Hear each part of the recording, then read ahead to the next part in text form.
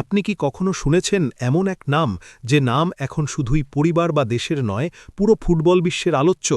ফিলাডেলফিয়ায় বেড়ে ওঠা queen Sullivan সেই নাম। মাত্র কিশোর বয়সেই মেজর সকার লিগে নিজের জায়গা করে নিয়েছে এই তরুণ। খেলছেন ফিলাডেলফিয়া ইউনিয়নের হয়ে, যেখানে একই লিগে মাঠে নামেন লিওনেল মেসি। কিন্তু কুইনের গল্প শুধু ফুটবল নয়, এটি তার শিকড় খোঁজার গল্প।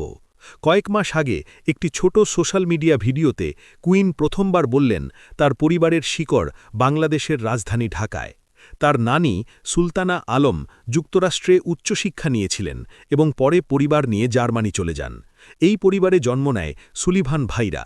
চারজনের মধ্যে রোনাল ও ডিকলান ইতিমধ্যেই বাংলাদেশের বয়সভিত্তিক দলের হয়ে খেলেছেন।